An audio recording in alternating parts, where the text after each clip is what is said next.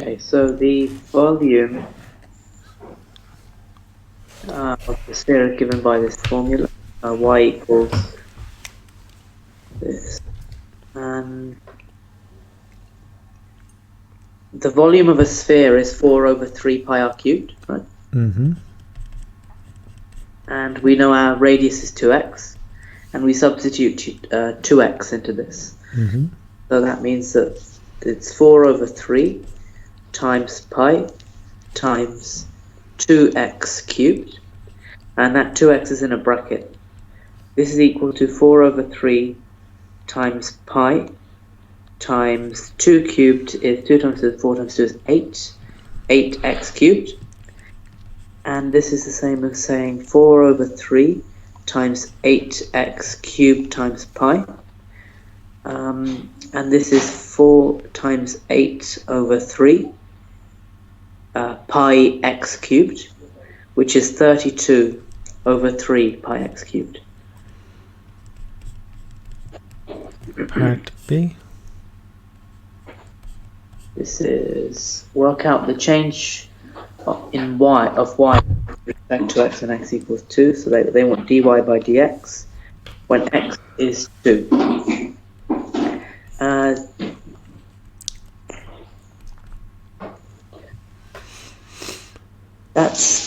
So y equals 32 over 3 pi x cubed. Therefore, dy by dx is 3 times 32 over 3 pi x squared, which is the same as 32 times 3 divided by 3 is just 32. Mm-hmm. 32 pi x squared. And they want this one when x is 2.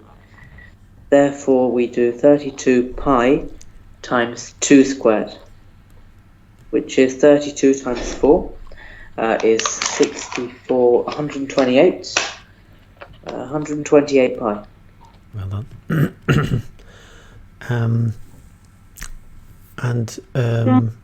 Do you know how to check your answer with your calculator? Could you show me? Do you so you have the class whiz, is it? Yes. Do you see the differentiation button? It's around. It's shift and then the integration one, I think. D Yes. by dx. I got that. So, any idea what you'd put into that one?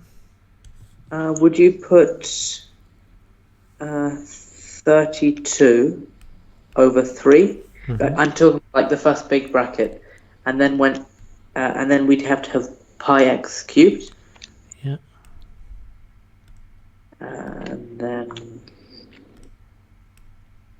And in the bottom small box, you can put for x we put 2. Mm-hmm. And we press equals and we get 128 pi. That's great. Yeah. Okay. Any questions there? No, that's fine. Okay. So, if you're able to do that, you'll be fine for those ones. Work at the rate of change with respect to x. That's going to be okay. Let's just try the very last one. It's a good one. Okay, number 6. Work.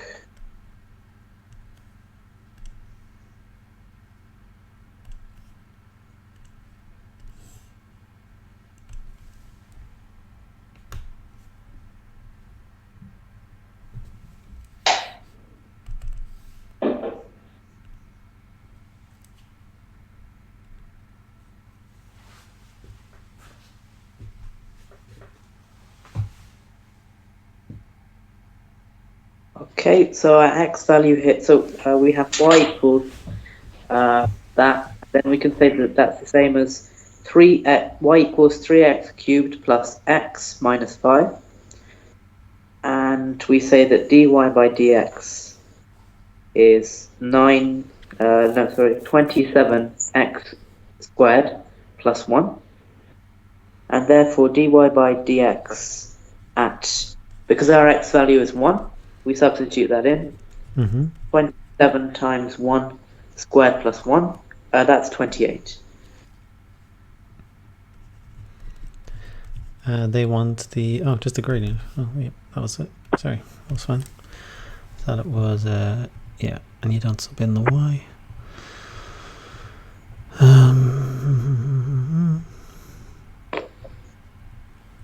Let's see. Yeah. Let's see. Oh, let's just do the very last one, question 9. Number 9.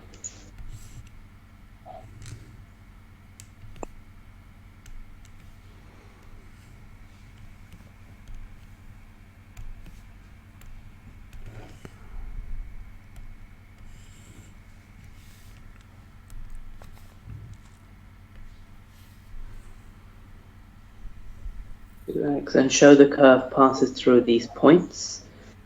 Okay, so y equals 1.5x cubed minus 3.5x squared plus 2x. And then dy by dx equals 4.5x squared minus 7x plus 2. Mm-hmm. So you've skipped to part 2, I think. Oh, right, okay.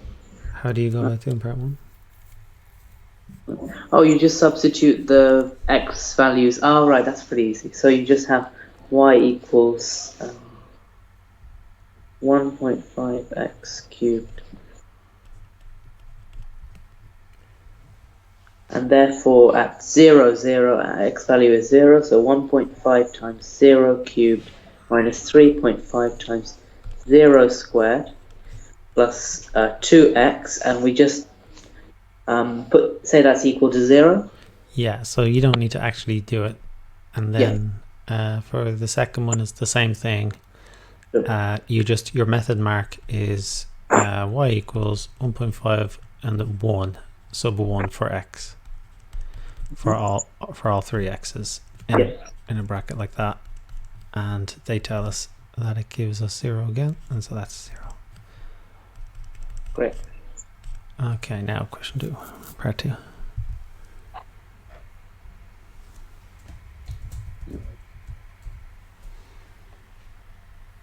The equation of the tangent and normals at each of these points.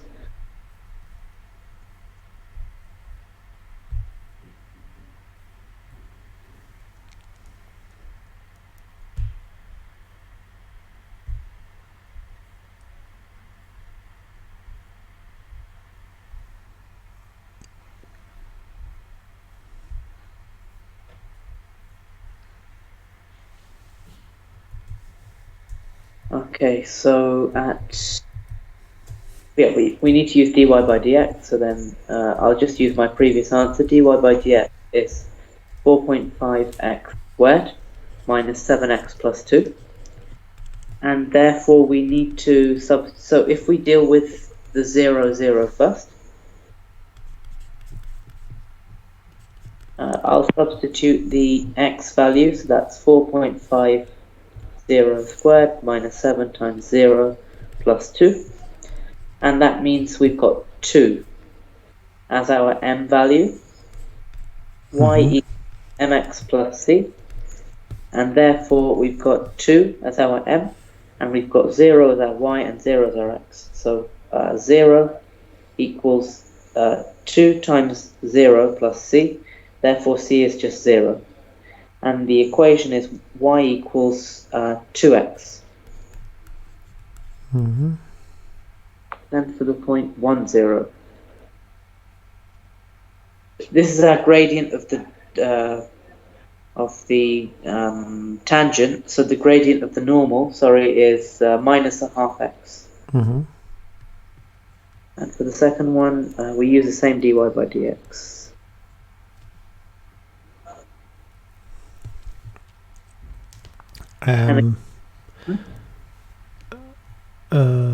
So what are you doing with that minus a half? Oh, do you substitute this minus a half into the y equals mx plus c? Yeah, because it will have a different intercept. Okay. Right.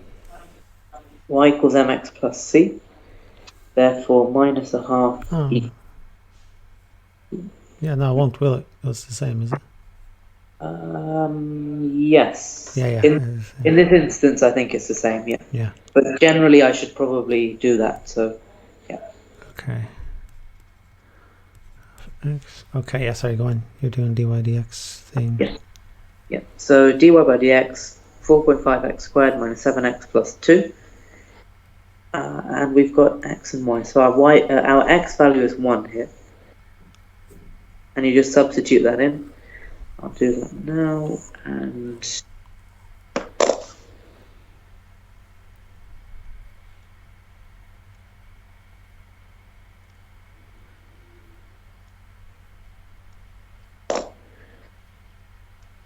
this gives us minus a half for dy by dx.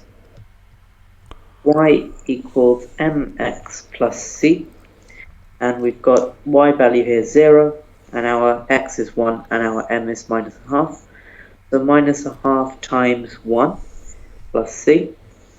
And then we can say c is just a half. Therefore, y equals a half x plus a half. And this is our tangent. So the normal, we just... Okay, so y... we have our m value, m2 is a half, is minus a half. Minus a half. Therefore, m1 is minus a half, so m2 is 2. Y equals mx plus c. And 0 equals 1 times 2 plus c. Therefore, c equals minus 2. So the equation of the normal is y equals 2x minus 2. And part 3. Prove that the 4 lines in 2 form a rectangle. So we've got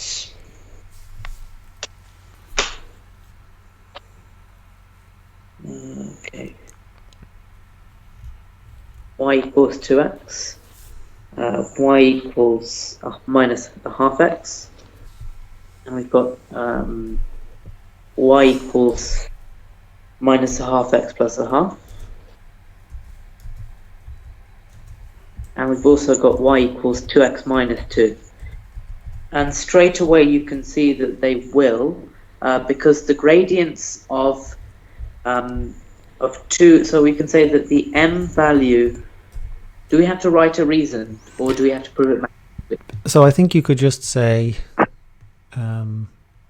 maybe, well, what are the properties of a rectangle? Yes, so well, a rectangle has 2 sets of parallel sides, and they must be kind of the two lengths. The two sets of lengths must be different. So 2 pairs of parallel sides. Yes. Not necessarily. A square is a special type of rectangle. So a square would also be correct. Okay. Anything else? You know about a rectangle? So and the 90 degrees are right. Yeah. Yes. Each of the vertices meet at 90 degrees. Yeah. Right. We've got 2 parallel sides. We can say that the 2 gradients. So you have that one, 2 pairs of parallel sides. Yeah. And because they are tangents.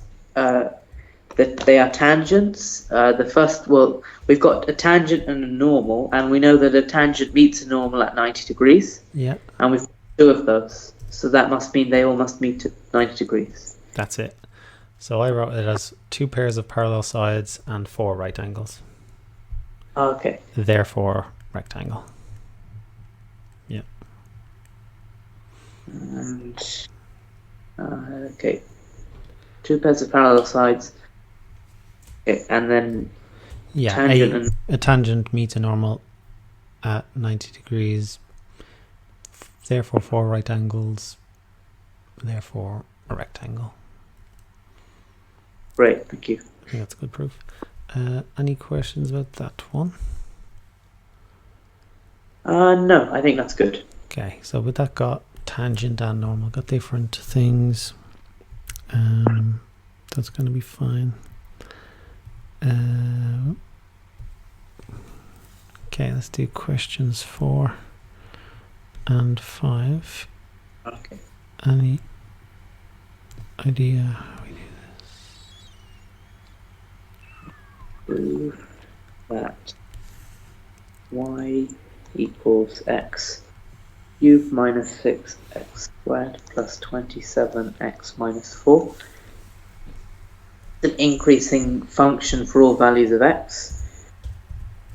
Okay, so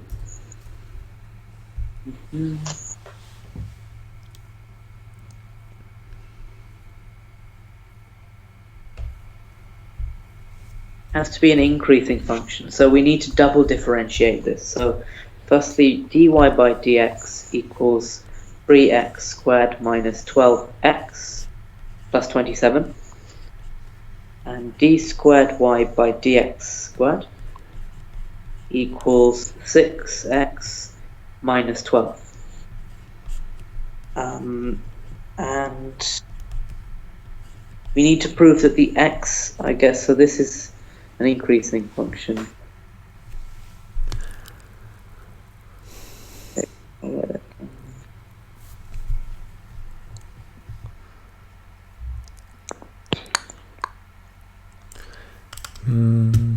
Let's see. Yeah. So we've got 6, and then we can have a bracket with x. So 6 outside the bracket and then x minus 2 within the bracket. No, I think I'm agreeing with you, but let me just see. Yeah, so so a function is increasing if the gradient is greater than 0. Yes, so if dy dx is greater than 0.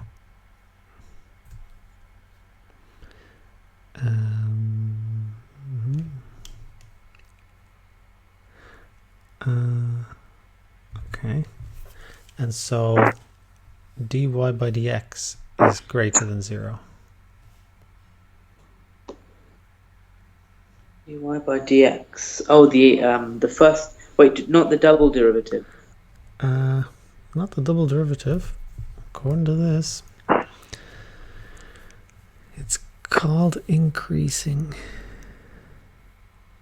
if the gradient.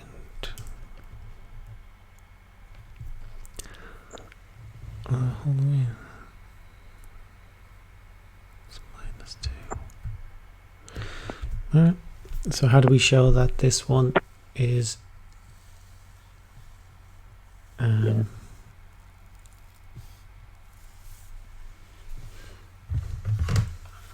So we have 3x in one bracket and then x in the second. Rise it. So 27 is 9 times 3. So we can have minus. Yeah, wait.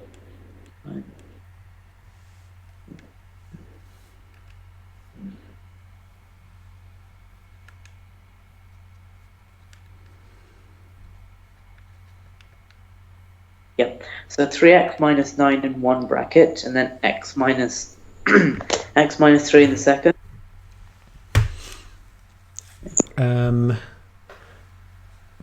How would you write it in completed square form?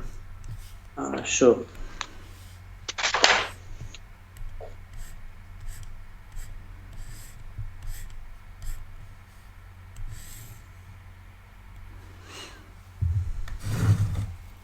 Prove it's greater than 0. Right. Okay, so then we have 3 outside. Then we have x squared minus 4x. And then we can have plus 27 separately. And we have, therefore, 3 lots of x minus 2 squared. And then we've got 3x squared minus 2x minus 4x plus 4. So we minus 4 from this. And then we have plus 27. And this has to be greater than 0.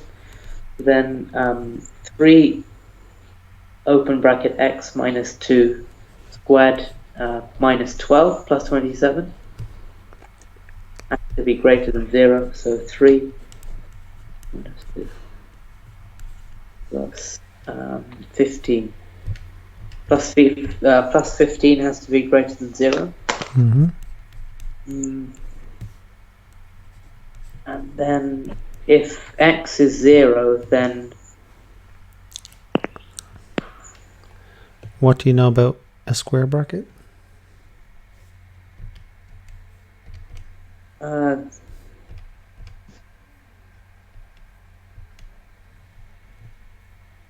They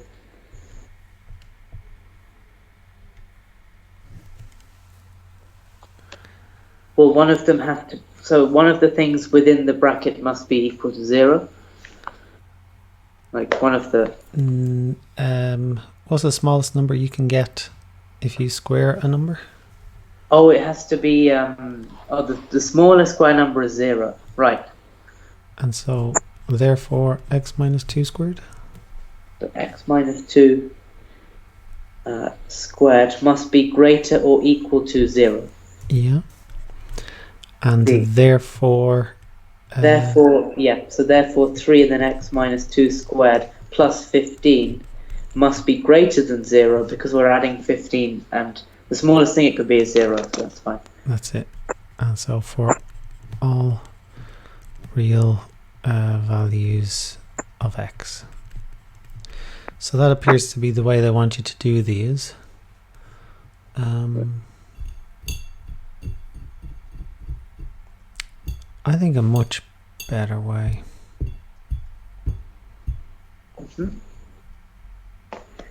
I think a much better way is showing that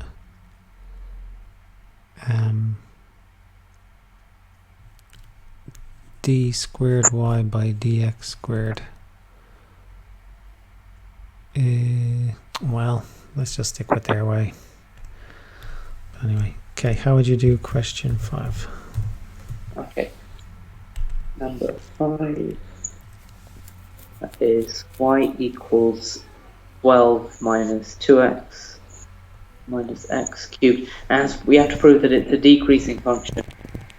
Okay.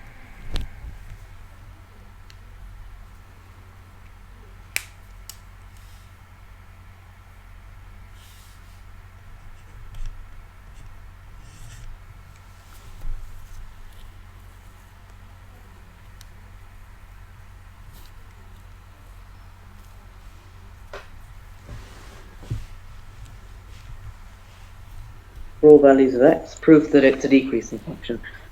So y equals 12 minus 2x minus x cubed. So dy by dx equals minus 3x squared minus 2. And we have to prove that this is less than 0. So if we write this in completed square form, minus 3x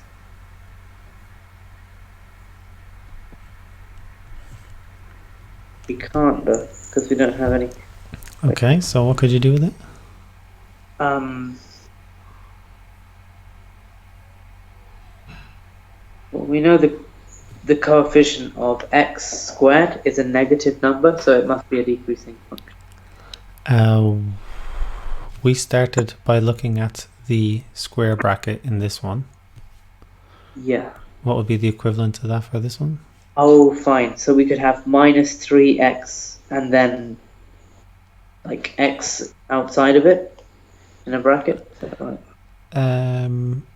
What do you know about x squared? Oh, x squared is okay. So we can say that x. Yes. Okay. So x squared is greater or equal to 0. Therefore, minus 3x squared is less than. Can we say that it's less than or equal to 0? Of x. Yeah. And so therefore minus 3x squared. Therefore, minus 3x squared minus 2 is less than or equal to 0. Is it, well, minus 3x squared would be less than or equal to, but then minus 3x squared minus 2? It's definitely less than 0. Yeah. And I'm just copy and pasting for all real values of x from the thing.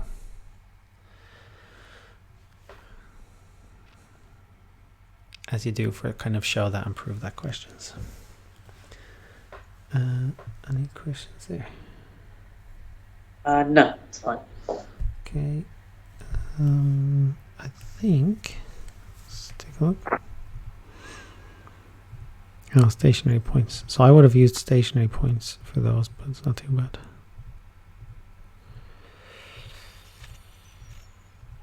Sure.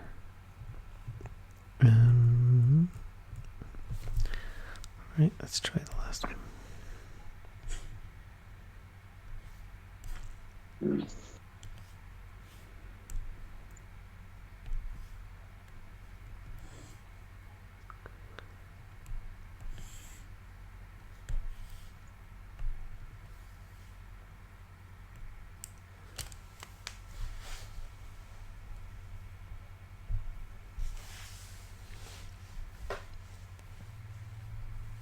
Thanks.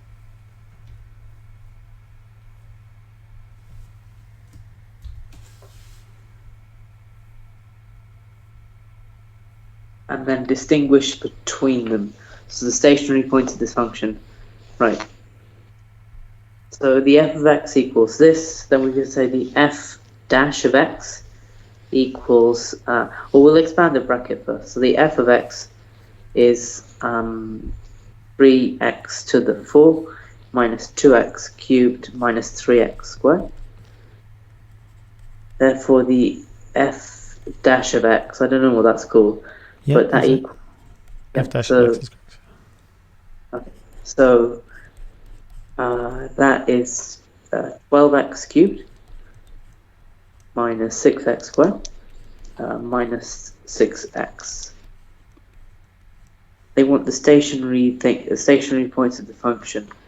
So that means 12x cubed minus 6x squared minus 6x equals 0 at a stationary point. Mm-hmm. And we have to factorize this. What I could do... Do you know how to solve it with your calculator? Yeah, that'll make it a lot easier. But could this type of question come up in a non-calculator paper, do you think? Well, we'll do it just in case. Go on, factorize it. So, sorry, I keep thinking about GCSE. Okay. So we could have 6x and then 2x squared minus x minus 1 equals 0. So 6x and then this shouldn't be too bad. So then minus 1 and then so 2x x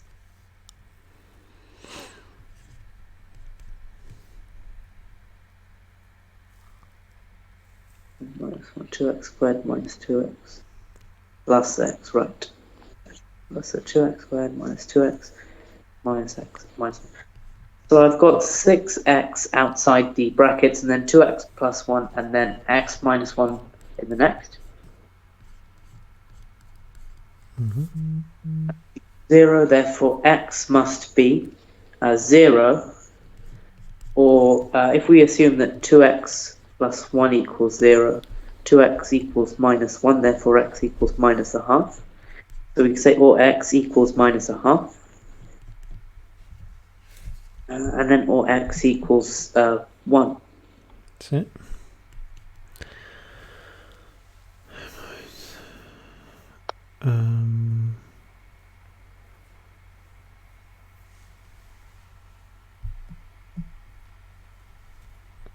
Okay, what's next? Sketch the curve y equals the f of x. So we've got our stationary points, and we know that so we can say which is an increasing and decreasing function. So we know that x equals 0 must be a point of inflection, right? No. Okay, I see what you're saying. Okay, go on. So that's point of inflection. And then x equals minus a half. Is that a decreasing function? You'd have to actually check. So what is d squared y by dx squared?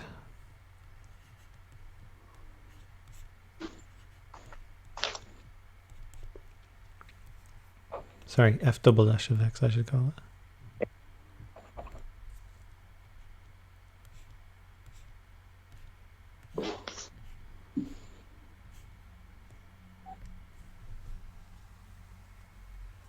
Okay, so the f of x equals that would be so 12 3 is 36x squared minus 12x minus 6.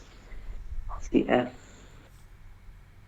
Oh, and then we substitute the minus a half, and we have 36 times minus a half squared minus 12 times minus a half minus 6.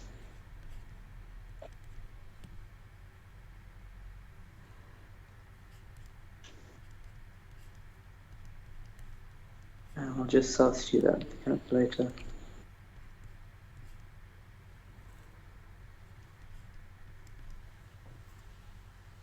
And we get 9. And because the f double dash of x is greater than 0, we can say that when x is minus a half, it is an increasing function. This is the double derivative. If it's greater than 0, it's a minimum. Oh, it's a minimum, okay.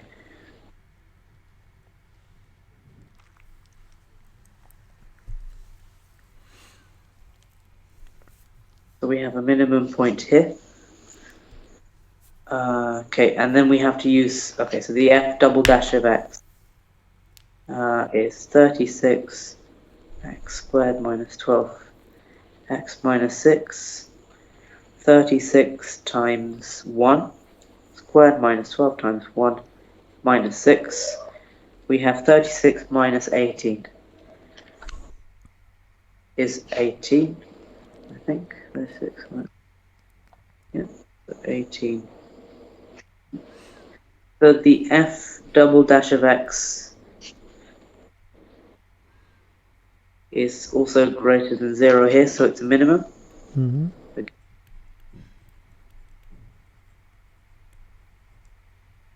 And because they want the sketch, we have to include the coordinates as well.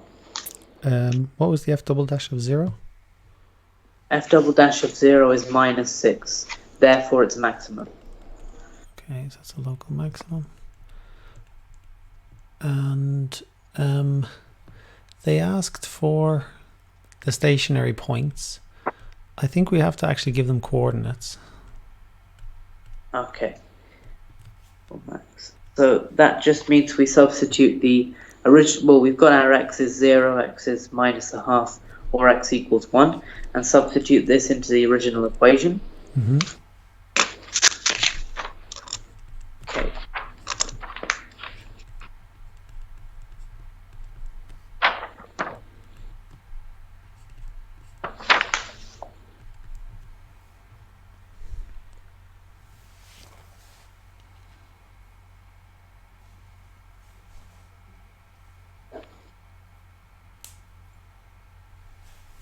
And when the f of 0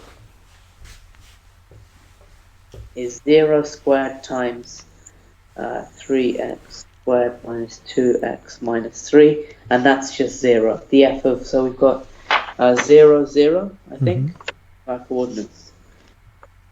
0, 0 is a maximum.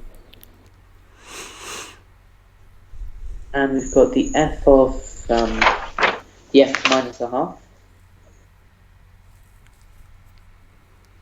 Is minus a half squared times 3 times minus a half squared minus 2 times minus a half minus 3. Right. Yes. Okay, that is equal to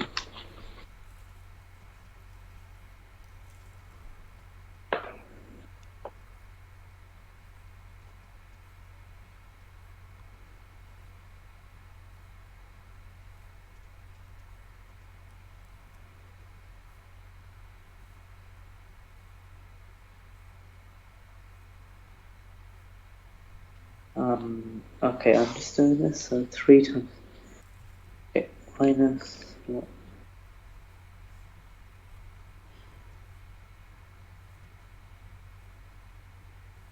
minus 3, okay, so I get minus 11 over 16.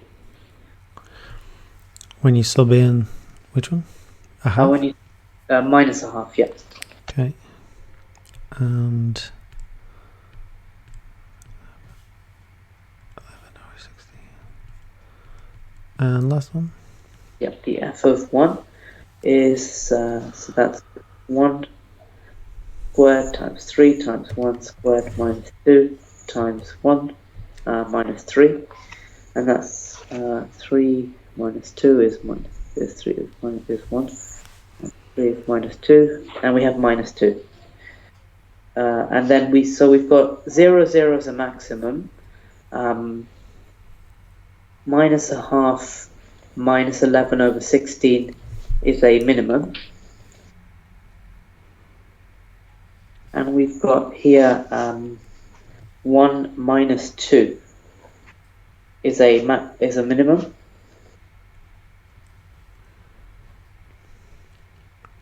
Mm-hmm. So now we sketch the graph. Right.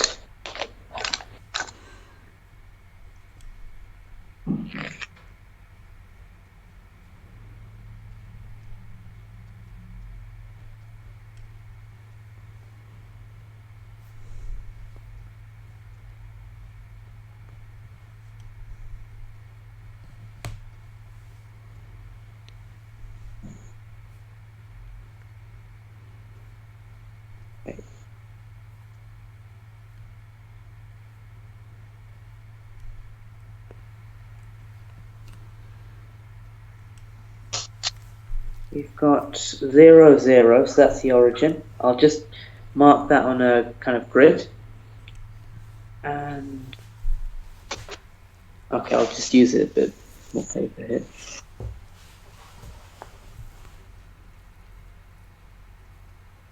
But our origin is a minimum. And we've got, that's a maximum, and we've got 1 and then minus 2. So somewhere here. That's a minimum as well, and then minus a half. We're going this way, and then we go minus 11 over 16.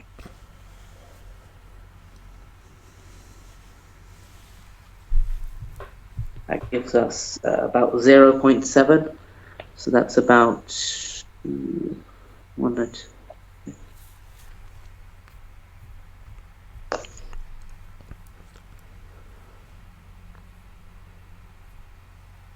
Here. And that's another minimum. So we've got, I'll just draw this. And okay, great. So I've got,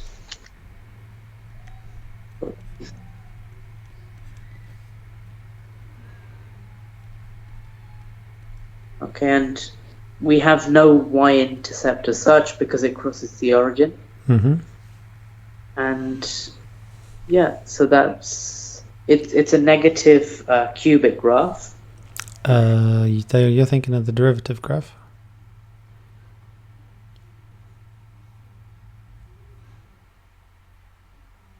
Oh, another minimum, right? Yeah, sure. So that would Yeah, I've done this wrong here. So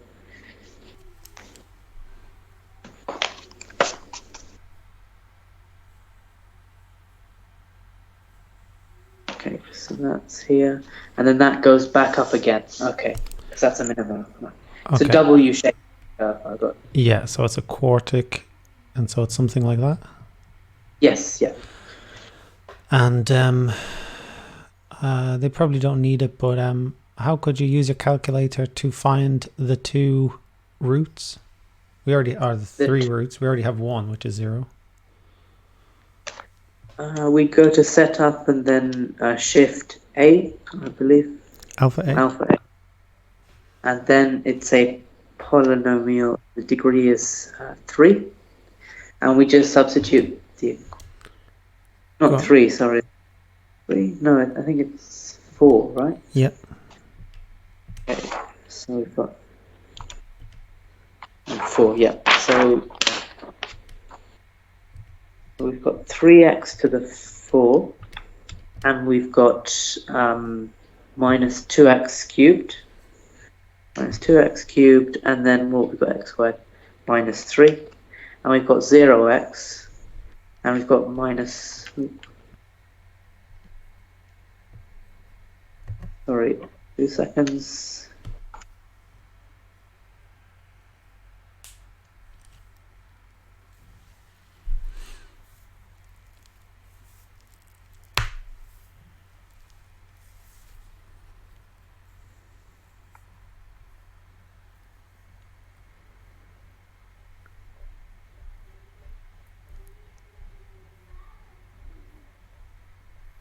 And then, sorry, it's oh wait, 0 again for the thing, right.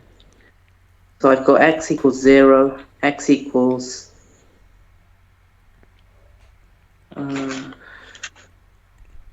Let's just say 1.4.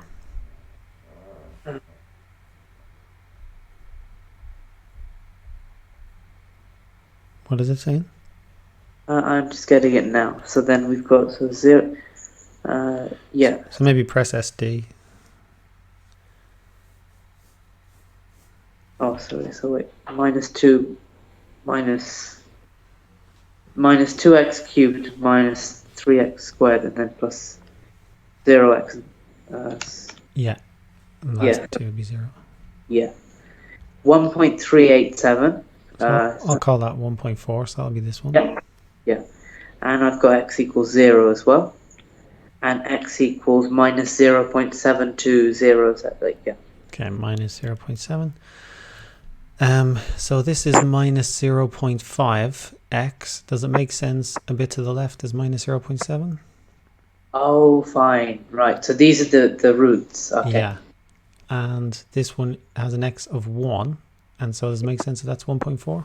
Bit to the right? Yeah, it's slightly further to the right. I get that. Yeah. So a sketch usually has the roots and the y-intercept. And it didn't take us very much extra to get it. Let me just think about this. And one confusing thing might be this one goes down to minus 2. This one only goes down to close to minus a half or thereabouts, minus 11/16. And so the full name for these is a local minimum and a local maximum. Clearly the maximum is going to just be infinity. It's going to go up forever and ever. And we just call this one a local maximum. We call this a local minimum. And it's just kind of a weird name. Like maybe you're thinking, how are there two minimums? How is there a maximum if you can get, like, if you can sub in 100 and get a really big number. Any questions there? So you said it's called a local maximum and a local minimum. Yeah. Just explain that again. I didn't quite. So let's say, like, between here and here, this is definitely the lowest point. Yeah. So locally it's a minimum. And I suppose globally it's also the minimum. This one here, in between here and here, it's the minimum. Like, it's the lowest point, but it's not the actual lowest point on the whole graph. So this one here is a local maximum.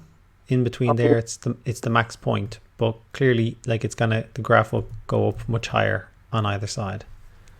So Okay. just in case it's confusing that we're calling it like there's two minimums, they're just local minima. Yeah. Yeah. So just in case that's confusing, I find it a bit confusing. Hang on a second. Okay, I think we better do this one. See the actual. Yeah, it's just to remind ourselves. Okay, how do we do the maximum value of y? It's not really it. It's not really what I want. Hang on. Kind of.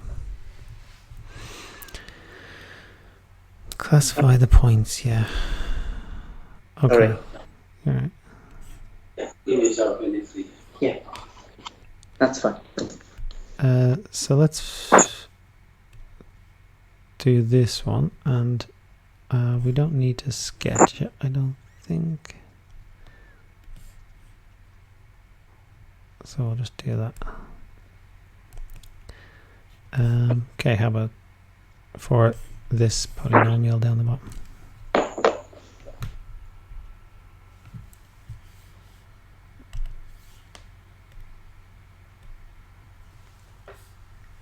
Y equals 2x cubed minus 15 squared plus 4x plus 8.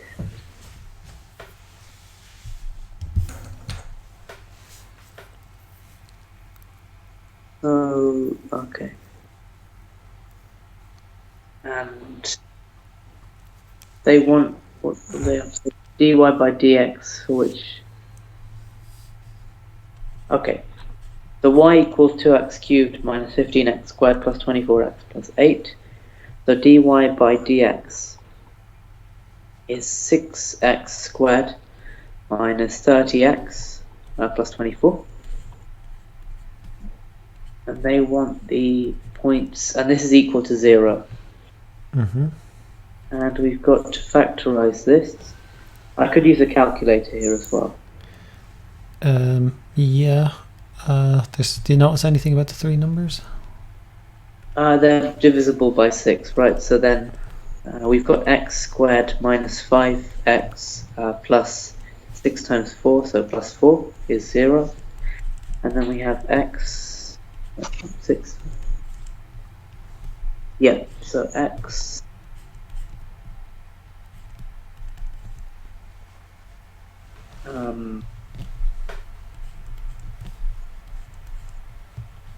two and 2 does not. Can this be factorized?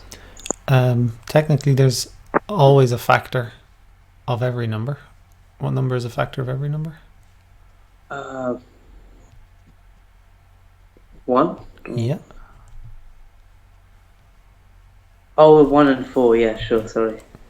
So x minus 1, x minus 4. Yeah. Seen that. So then we've got x equals 1 or x equals 4. And they want to classify the curves, the point on the curve with these x values. Mm-hmm. So we just substitute the x values into the original equation. They didn't ask us for coordinates. They just wanted the x's. Okay. So yeah, we've got the x values here. And then we want the corresponding y values after that. We don't need the corresponding y. They didn't ask us for it. Oh, sorry. They did for part C. For part B, classify the points. Classify the points on the curve. So that means we have to see whether they're a maximum or a minimum. Mm-hmm. So then we've got x, so we need the double derivative. So d squared y over dx squared is 12x minus 30. Right, and then we just put in the x value. So 12 times 1 minus 30 is minus 18. And the d squared y over dx squared is less than 0. So therefore, this is it's a minimum. Take a look at the previous one. Yes, it's a maximum here. Yeah. And then we have, so d squared y over dx squared equals 12 times 4 minus 30. This is 48 minus 30, that gives us 18. And then we say that the d squared y over dx squared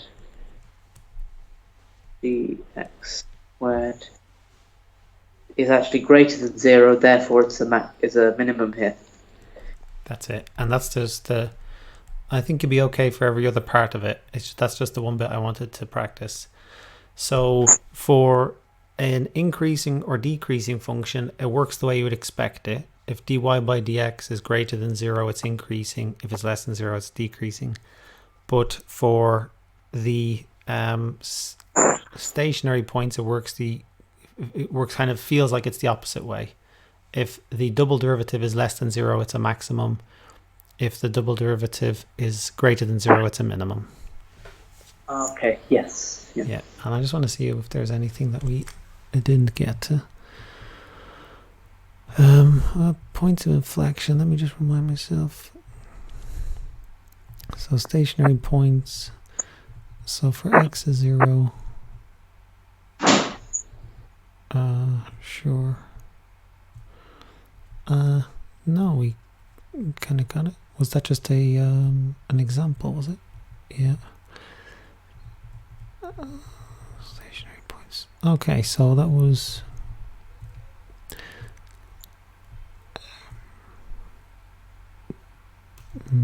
yeah, okay, let's see, key points. So we got to everything. Tangent, gradient, equation. So function y equals fx is increasing if the gradient is greater than 0, decreasing if it's less than 0. At a stationary point, it's when dy dx is equal to 0. Point of inflection, it might help to look at the gradient slightly to the left and slightly to the right. Let's see. And yeah, so we got all of that chapter done anyway. How was that for you, Stefan? That was great, and I think important concept was the idea of like a local minimum and a local maximum, which I got. Oh, okay, great. So if you want, we can revise matrices next time as the final chapter in further maths, or if you want, we could do something else. Any thoughts? I think matrices is a good thing to revise, but I think my mum also wants to speak to you now. Okay, yeah, go on. Okay, thank you.